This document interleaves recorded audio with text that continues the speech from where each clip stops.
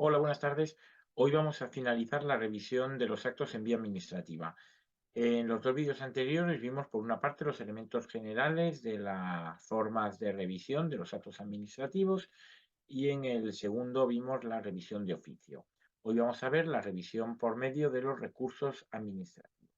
En este sentido, en primer lugar, tenemos que señalar que se puede interponer tanto el recurso de alzada como el potestativo de reposición por una serie de causas y contra una serie de actos. En primer lugar, nos dice que contra las resoluciones y actos de trámite, siempre que determinen decidan directa o indirectamente sobre el fondo del asunto, determinen la imposibilidad de continuar el procedimiento, produzcan indefensión o perjuicio irreparable para los interesados. Bien, llegado a este momento, tenemos que recordar que los recursos en vía administrativa podían ser tres. Por una parte, vimos en el vídeo anterior el recurso de alzada, en segundo lugar, el recurso potestativo de reposición y en segundo, el extraordinario de revisión. Ahora nos estamos centrando en las causas del recurso de alzada y el potestativo de reposición. ¿Por qué? Porque para el extraordinario de revisión hay unas causas especiales que veremos a continuación. Por lo tanto, tanto el recurso de alzada como el recurso potestativo de reposición, hemos dicho en primer lugar que se va a poder interponer. En primer lugar, contra las resoluciones. Una resolución es un documento que tiene la consideración de finalizador del procedimiento, pero también se puede contra los actos de trámite. ¿Contra todos los actos de trámite? No, solamente contra algunos. Es lo que se denomina actos de trámite cualificado. La ley regula tres tipos de actos de trámite que, por la importancia en el procedimiento, por el perjuicio que nos genera o por cómo van a acabar definiendo el contenido del procedimiento, la ley nos dice que lo vamos a poder impugnar ahora. ¿El resto de actos de trámite no los podemos impugnar? Sí, pero tendremos que esperar a que haya una resolución del procedimiento e impugnaremos la resolución del procedimiento diciendo que aquel acto de trámite estaba mal. Sin embargo, estas categorías que vemos a continuación sí se pueden impugnar nada más que sea dictado el acto de trámite. ¿Cuáles son? Las que decidan directa o indirectamente el fondo del asunto. ¿Qué es esto? Se trata de un acto de trámite que, por naturaleza, el propio acto de trámite nos está diciendo ya algo sobre el fondo del asunto. Está sentando las bases sobre el fondo del asunto. Pongamos, por ejemplo, un informe vinculante, un informe determinante, un informe que hemos pedido dentro del procedimiento, pero que nos va a obligar a nosotros como administración en cuanto al contenido de la resolución que tengamos que dar. ¿eh? Ese informe vinculante, ese informe determinante en el que yo no me puedo separar del informe, del contenido del informe al dictar la resolución, lo van a poder impugnar los interesados porque decide directa o indirectamente el fondo del asunto. En segundo lugar, los que determinen la imposibilidad de continuar el procedimiento. Por ejemplo, una inadmisión de una solicitud. Si yo presento una solicitud para presentarme las pruebas selectivas del subgrupo A2 de gestión de la Administración Civil del Estado y me la inadmiten por estar presentada fuera de plazo, me están impidiendo la posibilidad de continuar el procedimiento. Por lo tanto, es un acto de trámite que va a ser objeto de recurso. Y por último, nos dice aquellos que produzcan indefensión o que produzcan un perjuicio irreparable o de difícil reparación. Si tú me estás dictando, por ejemplo, una propuesta de resolución y no me das plazo de alegaciones, la ley nos marca que en la propuesta de resolución de un expediente sancionador tengo que tener trámite de alegaciones. Si no me lo das, me estás generando indefensión. Por lo tanto, yo puedo impugnar esa propuesta de resolución directamente, por ejemplo. ¿De acuerdo? Vale. Hemos visto los tres supuestos de acto de trámite cualificados que pueden ser objeto de impugnación. ¿Cuáles son las causas por las que se puede interponer el recurso? Pues se va a poder interponer el recurso en aquellos supuestos en los que el acto adolezca de algún vicio. Los vicios que permiten la interposición del recurso son tanto vicios de nulidad como vicios de anulabilidad. Los hemos visto ya en otros vídeos, la explicación de estos vicios y de estos errores en el procedimiento. Vale. Como decía, el resto de actos de trámite no es que no se puedan impugnar, sí se pueden impugnar. Pero ¿cuándo se pueden impugnar? en aquel momento en el que se haya dictado resolución definitiva del procedimiento y será por medio de la impugnación de esta resolución. Bien, nos dice también la ley que mediante una norma con rango de ley se puede sustituir el recurso de alzada y el recurso potestativo de reposición por otros sistemas que no van a ser recurso de alzada y potestativo de reposición, pero que los van a sustituir. Bien, ¿en qué condiciones y de qué forma se puede producir? En primer lugar, nos dice la ley que se puede sustituir por algún procedimiento de impugnación, reclamación, conciliación, mediación o arbitraje. Esto es, establece una serie de sistemas que van a sustituir al recurso. No va a ser un recurso, porque para eso ya tenemos el recurso de alzada, pero va a ser otra forma de valorar la legalidad o no de ese acto. Se pueden sustituir solamente en supuestos o en ámbitos sectoriales determinados. Esto es, no puede haber una ley que sustituya de forma general el recurso de alzada o el recurso potestativo, sino que va a tener que ser de manera puntual en determinados supuestos y en determinados ámbitos sectoriales. Por poner supuestos de ejemplos que seguramente os entran en las oposiciones, por ejemplo, en las de gestión de la administración civil, en las de administrativos del Estado, podríamos hablar de dos supuestos. Por una parte, el recurso especial en materia de contratación. El recurso especial en materia de contratación que prevé la Ley de Contratos del Sector Público es un recurso que, en aplicación de este artículo de la Ley 39 de 2015, permite la sustitución del recurso de alzada o potestativo de reposición en función de quién hubiera dictado el acto que vayamos a recurrir. Y en segundo lugar, sería también una opción la reclamación que prevé la Ley de Transparencia y Buen Gobierno, la transparencia, acceso a la información pública y buen gobierno, en la que se prevé una reclamación ante el Consejo de la Transparencia y Buen Gobierno, precisamente en sustitución del recurso potestativo de reposición que prevé la Ley 39/2015. ¿De acuerdo? Por lo tanto, en estos supuestos que vamos a estudiar dentro del temario, se va a producir esta sustitución del recurso de alzada y del recurso potestativo de reposición. Además, se exige que solamente puede ser en aquellos supuestos en los que la especialidad de la materia sí lo requiera, la especificidad de la materia lo justifique. Tiene que ser una materia con unas peculiaridades importantes, como es, por ejemplo, materia de contratación administrativa, como es, por ejemplo, el acceso a la información pública, la transparencia y el buen gobierno. ¿De acuerdo? Tiene que ser ante órganos específicos que no estén sometidos a instituciones jerárquicas. ¿Por qué? Porque precisamente lo que se quiere romper es esta jerarquía en la resolución del recurso. Estamos hablando de materias muy específicas en el que un recurso de alzada pues lo va a responder el superior jerárquico del que ha dictado el acto, y un potestativo de reposición lo dictará el mismo órgano que ha dictado el acto. Entonces, por la propia especialidad de la materia, se quiere que sea un órgano ajeno, un órgano independiente, un órgano especializado y muy experto en esa materia. Por lo tanto, no puede estar sometido a instituciones jerárquicas y, además, tienen que ser órganos colegiados. Así, en los dos ejemplos que hemos visto anteriormente, por una parte será el Tribunal Especial en materia de contratación, que hemos visto al analizar materia de contratación, que es un órgano independiente, y por otra parte sería el Consejo de la Transparencia y Buen Gobierno, que también es un órgano independiente. Por lo tanto, el artículo 112 de la Ley 39 de 2015, en este caso, lo que quiere es precisamente romper esa relación de jerarquía y mandarlo a un órgano totalmente específico. Y en todo caso, estos recursos que sustituyen al de alzada y el potestativo de reposición tienen que respetar todos los principios y garantías establecidos en la Ley 39/2015. Por lo tanto, muy importante la sustitución del recurso de alzada y potestativo de reposición que prevé el artículo 112.2 de la Ley 39/2015. Nos dice además que contra las disposiciones administrativas de carácter general, esto es, contra los reglamentos, no cabe ningún recurso en vía administrativa. Cabrá recurso judicial, cabrá la interposición de un procedimiento ante la jurisdicción contencioso administrativa, pero nunca un procedimiento, un recurso administrativo. Esto es importantísimo, lo preguntan muchísimo en los exámenes.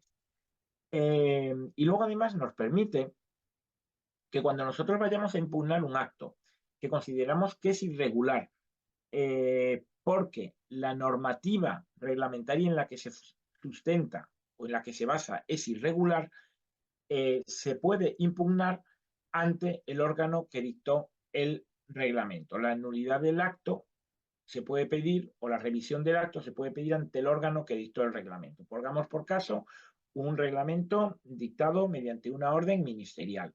Esa orden ministerial ha sido aplicada en una subdelegación de gobierno, o en una delegación de gobierno.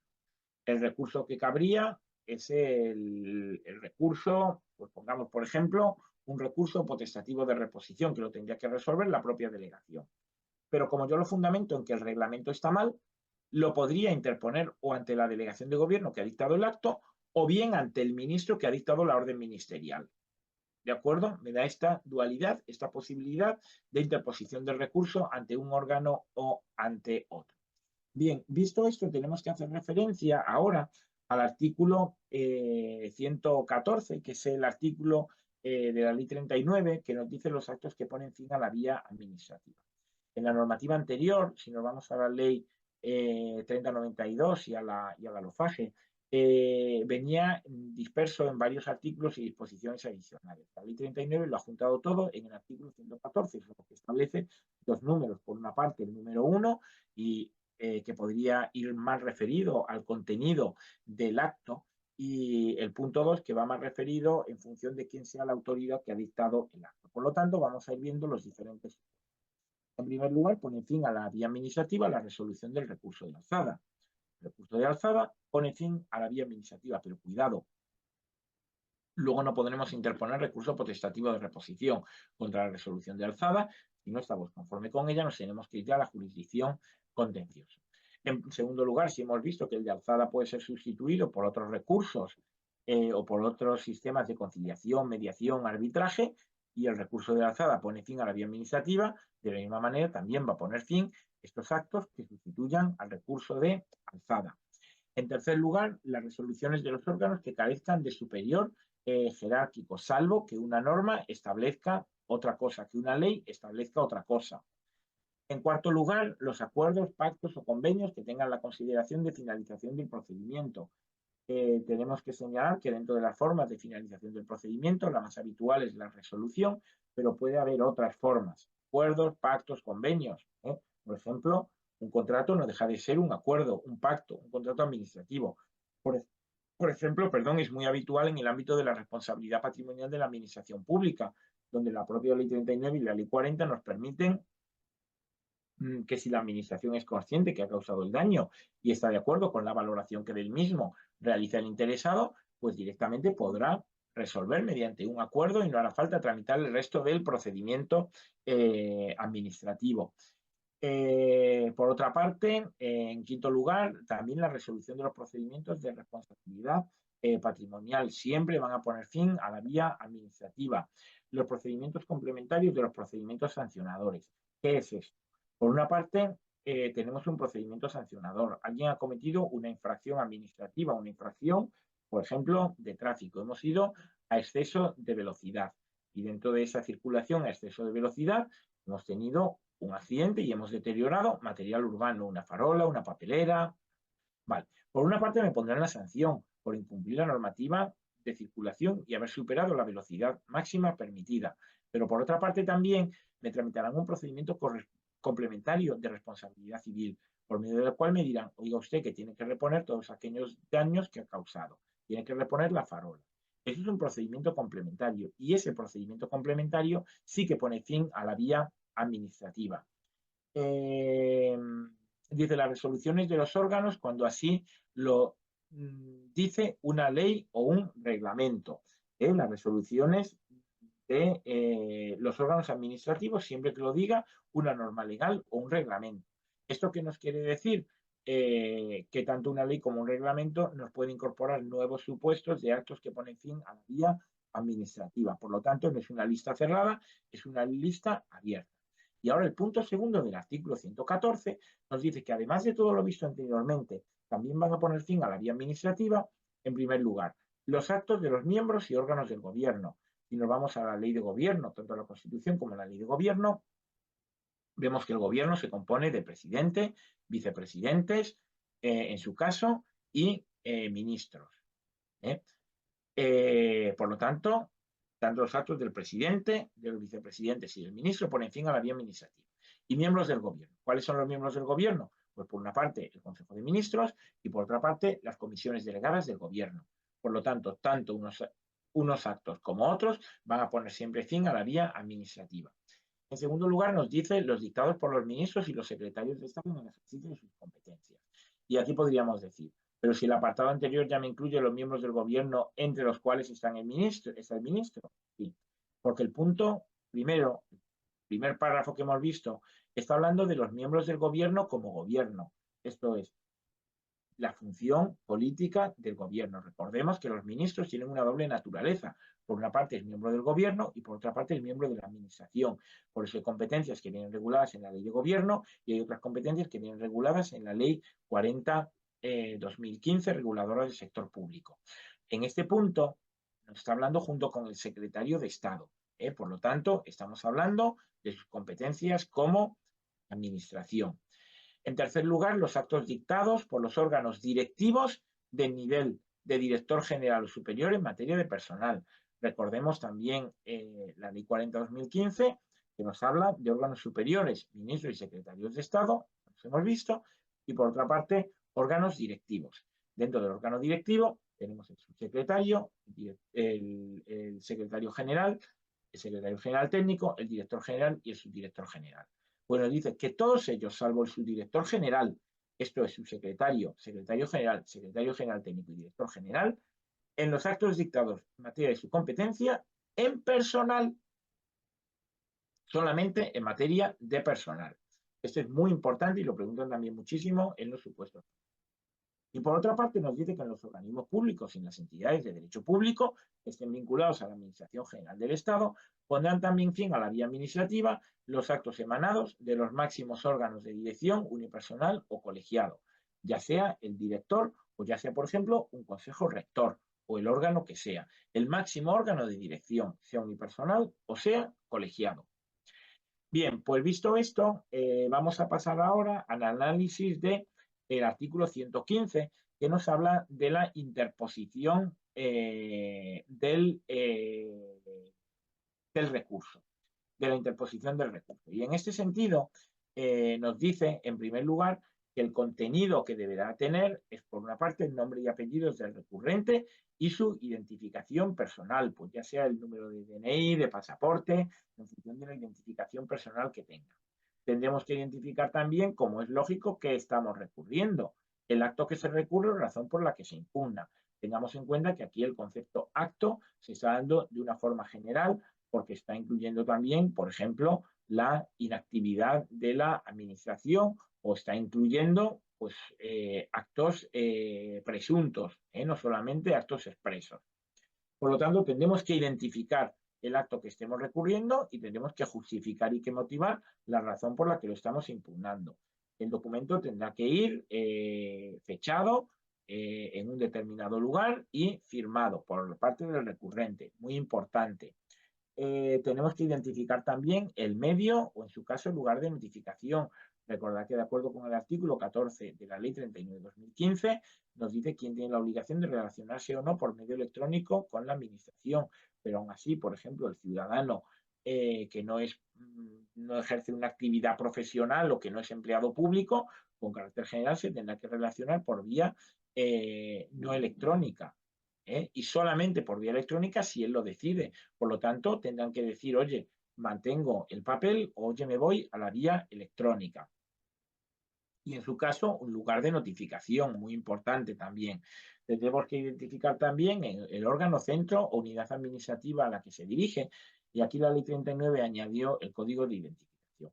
El código de identificación es un código numérico que tiene cada administración para identificar cada uno de sus organismos, unidades y entidades. Como es normal que el usuario no conozca este código de identificación, lo que nos dice la ley es que se lo tendrá que proporcionar, en su caso, el personal de asistencia en materia de registro que hubiera en el órgano donde se vaya a presentar el recurso, o bien a través del registro electrónico, la sede electrónica, o donde se vaya a presentar. Y luego, además, establece el resto de requisitos que establezcan las normas específicas de cada materia. Por lo tanto, lo deja abierto a que se puedan pedir otro tipo de requisitos. Un elemento muy importante es que el error o la ausencia de calificación del recurso no impide su tramitación siempre que se derive su verdadero carácter. Esto es, si yo presento un escrito a la administración diciendo, oiga, me ha llegado esta resolución y no estoy de acuerdo por esto, por esto y por esto, no me pueden decir, no se lo admito a trámite, porque no dice usted si es recurso de alzado o si es potestativa de oposición. O si yo presento el escrito y digo, oiga, me ha llegado esta resolución e interpongo recurso de alzada, no vale que me digan, no, es que el que corresponde es el de reposición, por lo tanto, no se lo admito a trámite, o se lo inadmito, o no le doy la razón. Siempre que se derive del contenido del escrito el verdadero carácter del recurso, hay que admitirlo a trámite y darle la tramitación que corresponde en función de su naturaleza. Nos dice asimismo que no se pueden alegar en un recurso los vicios o defectos por parte de quien los hubiera producido, de quien los hubiera causado. Y yo, como consecuencia de mi actuación negligente, he producido o he generado algunos vicios o algunos defectos dentro del procedimiento, luego no podré poner recurso diciendo, oiga, esto se ha hecho mal. Lo ha hecho mal porque usted lo ha generado, por lo tanto no puede pedir ahora que se rectifique o que se declare la nulidad o la anulabilidad de ese acto. Vamos a ver las causas de inadmisión. Vienen reguladas en el artículo 116 y nos dice que la solicitud se inadmitirá en primer lugar en aquellos supuestos en los que existe una incompetencia del órgano administrativo al que se ha dirigido. Si el órgano fuera de la misma administración, habrá que redirigirlo al órgano competente, y si fuera de otra administración y desconociéramos quién, pues directamente se procederá a la inadmisión. ¿De acuerdo? Entonces, si fuera la misma, se está de acuerdo con el artículo 14 de la Ley 40/2015, que es enviándolo al órgano competente. Si fuera diferente administración, se inadmite. En segundo lugar, se inadmitirá también cuando el recurrente carezca de legitimación. Yo no puedo impugnar que le están tramitando a mi vecino un procedimiento de expropiación y no estamos de acuerdo con cómo se está tramitando. Lo tendrá que impugnar él. Yo no estaré legitimado. En tercer lugar, cuando se trate de un acto no susceptible de recurso. Hemos visto cuáles eran los actos susceptibles de recurso, las resoluciones y los actos de trámite que denominábamos cualificado. Si es un acto de trámite no cualificado, no cabrá la interposición del recurso. En cuarto lugar, que haya finalizado el plazo máximo de interposición del recurso. Tampoco se podrá recurrir. Y que el recurso carezca manifiestamente de fundamento. Yo digo simplemente, oiga, que me manda esta resolución y no estoy de acuerdo con ella. Oiga, pues fundamente en qué, por qué, el motivo por el que no está de acuerdo. ¿Correcto? Bien, pues pasamos ahora a analizar la suspensión de la ejecución. Y es que, con carácter general, la interposición de un recurso administrativo no va a producir la suspensión del acto objeto de impugnación. Eso tendrá que acordarse. Tendrá que acordarse previa ponderación y tendremos que valorar qué perjuicio te puede suponer a ti que se ejecute el acto y qué perjuicio le puede suponer a terceros que no se ejecute el acto. ¿De acuerdo? El artículo 117 de la Ley 39, al hablarnos de la ejecución del acto, nos dice que la interposición de un recurso no suspenderá automáticamente la ejecución, salvo que una disposición establezca otra cosa. Por lo tanto, regla general no se suspende. Una disposición puede establecer que la regla general sea que así en un determinado procedimiento, pues entonces ahí sí que se suspenderá. Ahora bien, se podrá acordar la suspensión. ¿Por parte de quién? Importantísimo. Por parte del órgano para resolver. ¿Por qué? Porque al final la suspensión del acto es como una resolución anticipada, como anticiparnos a lo que va a ser la resolución. Por lo tanto, eso corresponde a quien es el órgano encargado para resolver. ¿Y cómo lo va a hacer? Nos dice previa ponderación suficientemente razonada entre el perjuicio del interés público o el de terceros. En un plato de la balanza ponemos el perjuicio de interés público y el de tercero. Y en el otro plato ponemos el daño que se cause al interesado por la pronta ejecución. Y en función de a dónde se vaya la balanza, procederemos a la suspensión o no suspensión. Podrá acordar la suspensión de oficio o a instancia de parte. Entonces, la suspensión podrá hacerlo bien porque la parte lo solicite o bien porque el órgano administrativo lo considere adecuado. Para que se pueda acordar la suspensión, además de esta ponderación, se tienen que dar alguna de las siguientes dos circunstancias. Y es, por una parte, que se base o que se justifique algún perjuicio de imposible o difícil reparación. Si yo justifico que la ejecución del acto me causa perjuicio de imposible o difícil reparación, entraremos a valorar qué pesa más, si tu interés o el público o de terceros. Y en segundo lugar, que se trate en una causa de nulidad del artículo 47. Deja fuera las causas de anulabilidad y evidentemente deja también fuera el 47.2 porque es el que se refiere a la nulidad de los reglamentos y hemos visto que los reglamentos no pueden ser impugnados en vía administrativa. Vale. Si se ha pedido la suspensión del acto, la no ejecución, y en un mes no se ha contestado, se entenderá concedida. ¿De acuerdo? Al dictar el acuerdo de suspensión, se pueden adoptar medidas provisionales. Muy importante también, yo te suspendo porque causó un perjuicio, pero me dejas una garantía, un depósito, algo que me asegure el poder ejecutar el acto en un momento posterior. Por lo tanto, se puede acompañar de medidas provisionales. Si de la suspensión pudieran derivarse perjuicios de cualquier naturaleza, se acordará la prestación de caución o garantía. Lo que hemos visto, lo mismo de las medidas provisionales. La suspensión causa perjuicios, pues entonces en ese caso tienes que garantizar el perjuicio que se vaya a causar a terceros por si luego no tienes razón. La suspensión acordada en el recurso administrativo se podrá extender a la vía judicial si posteriormente queremos impugnar el acto en vía judicial. Para ello tiene que haberlo solicitado el interesado y que exista además medida cautelar. Si no has depositado esta medida cautelar, si no se te ha pedido esa medida cautelar, entonces no se te va a poder extender a la vía judicial. Tendrá que acordar el juez si procede o no a la suspensión de la ejecución. Y una vez llegado este momento, esa medida, ¿qué va a pasar? Se extiende hasta el procedimiento judicial, pero luego el órgano jurisdiccional contencioso administrativo va a tener que mantenerlo o suspenderlo y tendrá que decir algo tras la interposición del recurso judicial. Dirá si la mantiene, si la suspende o si la modifica. Si la suspensión de un acto que afecta a una pluralidad de interesados se tendrá que publicar en el mismo periódico oficial donde se publicó el acto. Esto es, estamos suspendiendo un acto que afecta a un solo interesado, no hace falta publicación. Estamos suspendiendo un acto que afecta a muchos interesados, hay que publicar. ¿Dónde? En el mismo periódico en el que se publicó el acto impugnado. ¿De acuerdo? Bien, audiencia de los interesados dentro del procedimiento. Hay supuestos en los que en el recurso se van a tener nuevos hechos o documentos no recogidos en el expediente originario.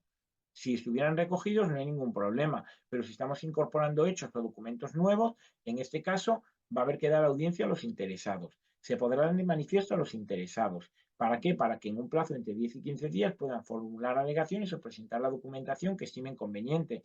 Es simplemente por un principio básico de defensa. Si estamos resolviendo sobre el expediente, pues lo que dijiste en el expediente es lo que hay. Pero si estamos incorporando elementos nuevos, todos van a poder valorar ese elemento nuevo. En todo caso, no se tendrán en cuenta hechos, documentos o alegaciones del recurrente si habiendo sido podido ser presentadas en el procedimiento, no lo hizo, perdón. Si no lo pudo presentar, pues se le tendrá en cuenta porque no los tenía, porque desconocía esos documentos, esos hechos, porque se refieren a algo que ha sido probado posteriormente, pero si lo podía haber hecho y no lo aportó, no se le van a tener en cuenta tampoco en el recurso. En el recurso no se puede introducir nada nuevo respecto del procedimiento inicial. No se podrán realizar pruebas que no se hubieran solicitado en su momento. Distinto es que hubiera solicitado una prueba y no se realizara por algún motivo. Pero si yo no pedí la prueba, no puedo solicitarla ahora. ¿eh? En caso de que se admitieran nuevos hechos, por lo que hemos visto anteriormente, porque no hubieran podido ser presentados en plazo, en su momento, y siempre que haya terceros interesados, hay que darle audiencia. Hay que darle audiencia para que en el plazo de entre 10 y 15 días puedan formular alegaciones. Es muy importante, lo que decíamos, un principio básico de defensa. En todo caso, no tendrán la consideración de documentos nuevos, los recursos, informes y propuestas, el mero documento del recurso. Si para resolver el recurso tenemos que pedir algún tipo de informe, pues nos hacen alguna propuesta, otro órgano de la administración. Tampoco todos los que hubiera aportado el interesado antes de recaer resolución sobre el procedimiento inicial, muy importante. Y respecto a la resolución del recurso, el artículo 119 de la ley 39 nos dice que se limitará a hacer tres cosas: desestimar el recurso, estimarlo totalmente o estimarlo parcialmente. Es lo que puede hacer, no puede hacer nada más. Ahora bien, si en la estimación total o parcial detectara que hay un vicio de forma, pero no estima conveniente entrar él en el fondo, imaginemos que es un recurso potestativo de reposición, que es un recurso de alzada. El superior dice, oye, sí, está mal hecho, pero yo no voy a entrar a conceder o no conceder la subvención. Entonces, ¿qué es lo que puede hacer? Irse a quien dictó el acto y decirle, oye, continúa el procedimiento desde este momento, que es cuando cometiste el vicio. Entonces, retrotrae el procedimiento al momento en el que se produjo el vicio. Se podrán convalidar actuaciones, esto claro, nos hemos retrotraído a un determinado procedimiento, a la convocatoria de la subvención.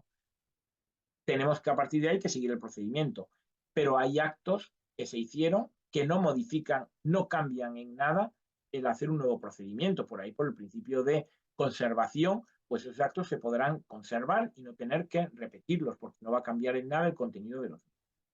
El órgano que resuelva tiene que decidir todas las cuestiones planteadas en el recurso, que pueden plantear tanto cuestiones de forma como cuestiones de fondo, hayan sido o no alegadas por los interesados. Esto es, si él detecta errores de fondo o de forma, tendrá que rectificarlo. Ahora bien, si se trata de situaciones no planteadas por los interesados, hay que oírlos previamente, con el plazo de entre 10 y 15 días que hemos visto anteriormente. En todo caso, la resolución tendrá que ser congruente. ¿Qué quiere decir esto? Nos dice que no puede agravar la situación del interesado. El procedimiento administrativo muchas veces no hace más que recoger principios básicos de la vida y muchos de ellos del refranero español. Entonces yo esto lo resumo siempre como la ley prohíbe y por la ley salir trasquilado. Jurídicamente se conoce con el aforismo que está prohibida la reformatio impeius, esto es la reforma para peor. Yo no puedo pedir que me mejoren en recurso y salir perjudicado. Sí que es cierto que la ley te dice que en esa resolución no te pueden perjudicar, pero luego puede iniciar un procedimiento de revisión. Bien, y antes de entrar con cada uno de los recursos, vamos a hablar de la pluralidad de recursos.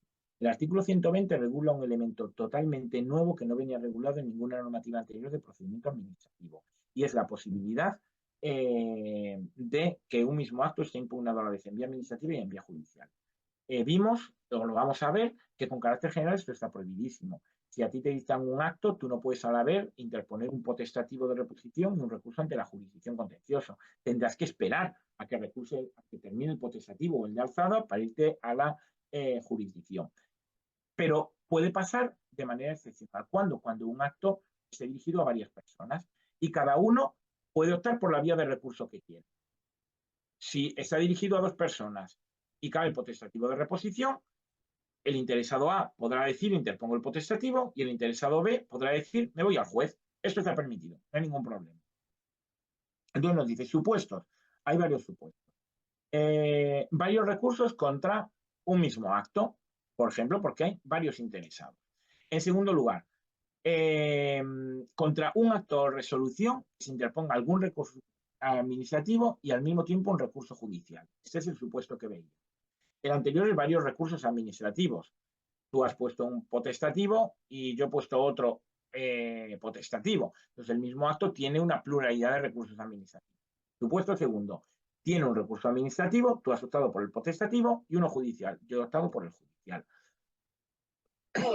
Y también porque se hubiera interpuesto contra un acto presunto. Tenemos un recurso contra un acto presunto que deniega y posteriormente la administración dicta un acto expreso. Y yo recurro al acto expreso.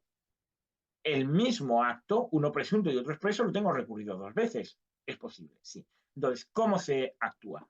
La ley nos dice que el órgano administrativo podrá, condicional, no es obligatorio, podrá acordar la suspensión del acto para resolver hasta que recaiga pronunciamiento judicial. Puede decir, oye, mira, espérate, vamos a esperar. ¿Qué dice el juez? Y cuando el juez diga algo, ya vemos qué es lo que ocurre.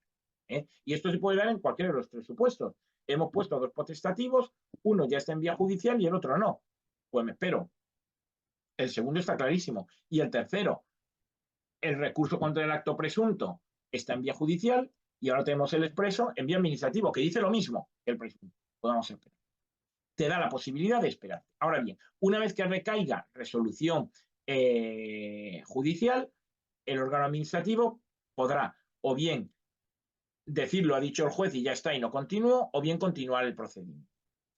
El acuerdo de suspensión deberá ser notificado a los interesados y será objeto de recurso porque le da consideración de acto de trámite cualificado.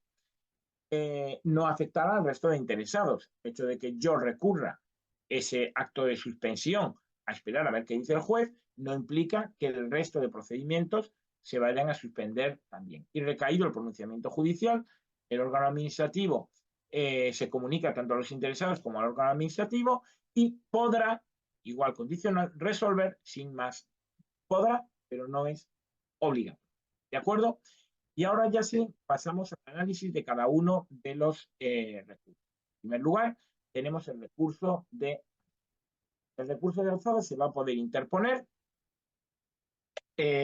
contra las resoluciones que hemos visto anteriormente y actos de trámite cualificados del artículo 112.1. Muy importante, que no pongan fin a la vía administrativa. Esto es, que no estén encuadrados en el artículo 114 de la Ley 39. Porque si el acto está en el artículo 14 y el acto pone fin a la vía administrativa, el acto no puede ser recurrido en alzada. Tendrá que ser recurrido en potestativo de reposición. Por lo tanto, cuando en un supuesto nos pregunten contra este acto que recurso cabe, lo primero que tenemos que ver es si es resolución o acto de trámite cualificado. Lo segundo es si pone fin a la vía administrativa. Si pone fin, potestativo. Si no pone fin, alzada. Importantísimo. Bien, ¿quién va a resolver el recurso de alzada? El superior jerárquico del que ha dictado el acto. Por eso es de alzada, porque resuelve el superior jerárquico. Nos hace una precisión y nos dice que en los tribunales de oposiciones y en los órganos selectivos del personal se considera que este órgano depende del órgano al que esté adscrito el tribunal o en su defecto, si no está adscrito a nadie, de quien nombró al presidente del tribunal. Muy importante, muy importante. Bien, el recurso de alzada lo resuelve el superior jerárquico, pero yo como ciudadano, ¿ante quién lo puedo interponer? Y me dice ante cualquiera de los dos. O bien ante el que ha dictado el acto que vas a impugnar, o bien ante el superior jerárquico que va a resolver el recurso de alzada. Si lo hubiera interpuesto ante el órgano que dictó el acto, este tiene la obligación de mandárselo al superior para que resuelva. Y se lo tiene que mandar en el plazo de 10 días. Le va a mandar mi escrito de interposición del recurso, acompañado del expediente o de una copia y acompañado, además, de un informe. Él hará un informe sobre qué es lo que entiende que ha pasado en ese procedimiento. Si por el contrario lo hubiera presentado ante el superior jerárquico, el superior jerárquico le va a pedir el expediente y el informe. ¿De acuerdo? Bien, plazo de interposición con carácter general, si el acto es expreso, va a ser de un mes. Si el acto es presunto, la ley nos dice que desde el día siguiente a que se produzca el silencio administrativo y no nos dice nada más. Pero yo añado, y lo puedo interponer hasta que el acto se dicte acto expreso. ¿Por qué? Porque recordemos que la administración tiene la obligación de resolver el procedimiento. Esto es, aunque haya resuelto por silencio administrativo, va a tener la obligación de resolver el procedimiento de forma expresa.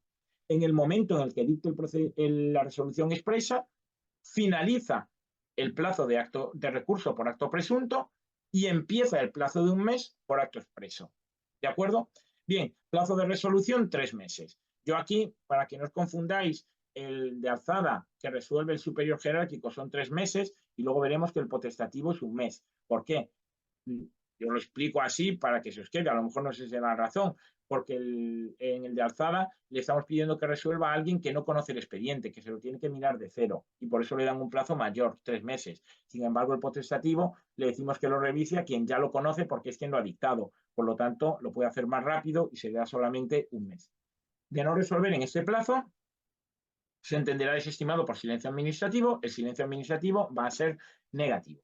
Contra la resolución de alzada no cabe ningún otro recurso administrativo, a excepción del extraordinario de revisión, que son por las causas que ahora veremos. Pero no cabría ni otra alzada ni un potestativo de reposición. Pasamos ahora al recurso potestativo de reposición. Se podrá interponer lo mismo frente a los actos, en este caso, que pongan fin a la vía administrativa, esto es, que estén incluidos en el artículo 114 de la Ley 39 de 2015. se interpone ante el mismo órgano que lo ha dictado y lo resuelve el mismo órgano que lo ha dictado. Pueden ser impugnados también potestativamente ante la jurisdicción contenciosa. Entonces, un acto que ponga fin, yo como interesado podré decidir qué hago. ¿Me voy al contencioso o me voy al potestativo de reposición? Bien, si opto por el potestativo, ya no puedo poner el contencioso hasta que no tenga resolución del potestativo de reposición. Plazos de interposición, muy sencillito y muy parecido al de alzada, solo cambia el de resolución. Un mes si el acto es expreso, si el acto fuera presunto, desde el día siguiente a que se produzca el silencio hasta la resolución expresa, y plazo para resolver, en este caso un mes, ya os comentaba antes, la diferencia entre este y el de alzada. Contra la resolución de este recurso que pone fin a la vía administrativa, no cabe ningún otro recurso potestativo, nos tenemos que ir ya al ámbito judicial. Y con esto llegamos ya al recurso extraordinario de revisión. Lo podemos interponer contra actos firmes en vía administrativa. Esto es contra actos con las que ya no cupieron ningún tipo de recurso. ¿Por qué? Porque las causas lo van a permitir. Ahora lo vemos. Se interpone frente al mismo órgano que dictó el acto, que además es el que lo va a resolver. Y establece 4 causas. En primer lugar, un error de hecho que resulte de los propios documentos incorporados al expediente. Te miraste mal los documentos que tenías en el expediente, resolviste A cuando tenías que resolver B. Oiga, pues vuelva a analizarlo. Lo estudió usted mal, vuelva a mirarlo. En segundo lugar, que aparezcan nuevos documentos de valor esencial que, aun siendo posteriores, demuestren un error en la resolución. Tienen que ser documentos que yo no tuviera anteriormente, porque si no los tendría que haber presentado.